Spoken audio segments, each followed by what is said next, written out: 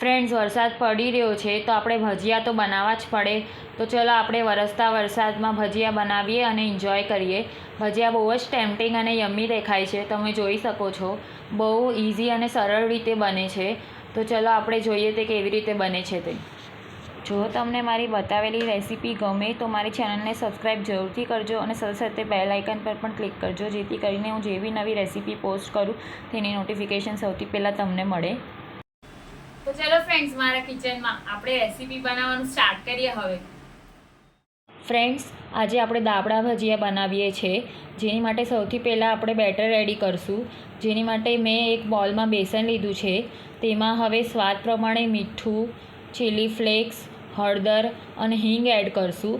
Mix કરી લઈશું ને જરૂરિયાત પ્રમાણે પાણી એડ કરતા જશું અને બેટર રેડી કરી લઈશું. મેં અંદાજે અહીંયા 1 કપ જેટલું પાણી એડ કર્યું છે. એકસાથે બધું પાણી એડ નથી કરવાનું, થોડું થોડું કરીને જ એડ કરવાનું છે, જેથી કરીને બેટરમાં લમ્સ ન પડે અને બેટર પ્રોપર બને.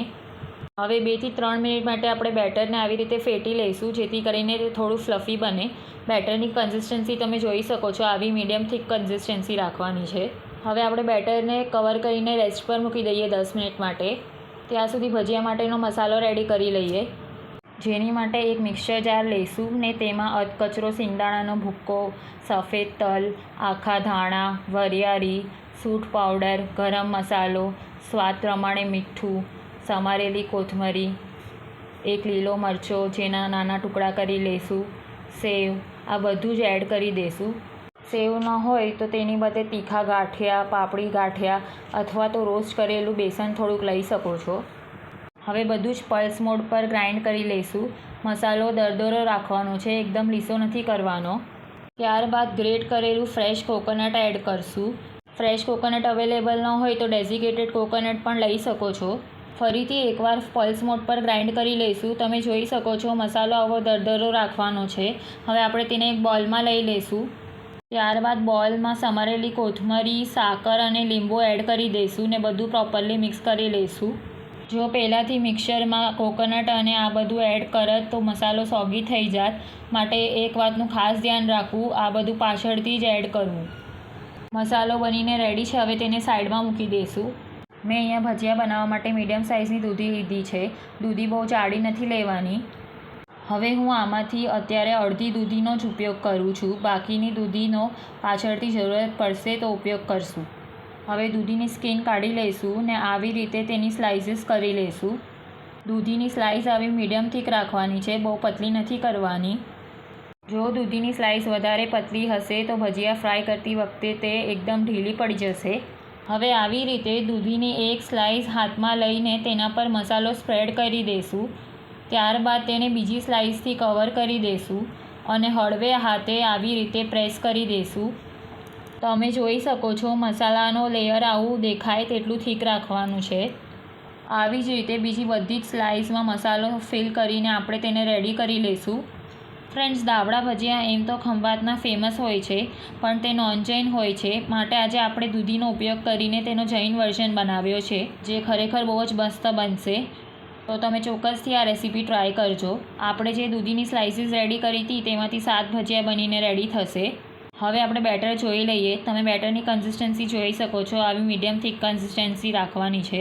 હવે ભજીયા ફૂલે અને સોફ્ટ બને એની માટે આપણે 1 થી 2 ચપટી જેટલા સોડા એડ કરશું અને તેની પર અડધી ચમચી જેટલું પાણી એડ કરશું, જેથી કરીને તે એક્ટિવેટ થઈ જાય ને આવી રીતે 2 મિનિટ માટે ભજીયાનું બેટર પ્રોપરલી ફેટી લઈશું. હવે ભજીયાને ફ્રાય કરવા માટે તેલ ગરમ થઈ ગયું છે, તમે જોઈ શકો છો. તો હવે આપણે ભજીયાને ફ્રાય કરી લઈએ.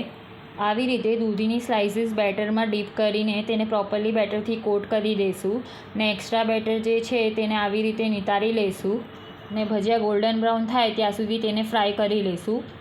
ભજીયા ફ્રાય કરતી વખતે ગેસની ફ્લેમ સ્ટાર્ટિંગમાં ફાસ્ટ રાખવી, જેથી કરીને ભજીયામાં તેલ ન ભરાઈ જાય.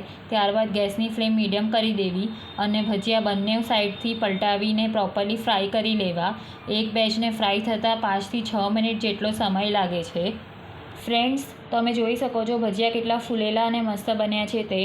તો જો તમને મારી બતાવેલી રેસીપી અને મારી મહેનત થોડીક પણ ગમી હોય તો ચેનલને જરૂરથી સબસ્ક્રાઈબ કરજો અને મને કમેન્ટ કરીને જણાવજો રેસીપી કેવી લાગી અને ચોક્કસથી રેસીપી ટ્રાય કરજો.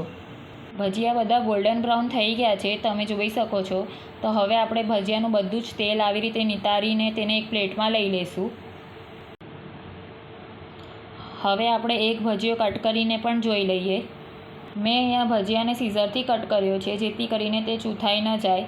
છતાં પણ તમને જો નાઇફથી કટ કરવું હોય તો તમે કરી શકો છો.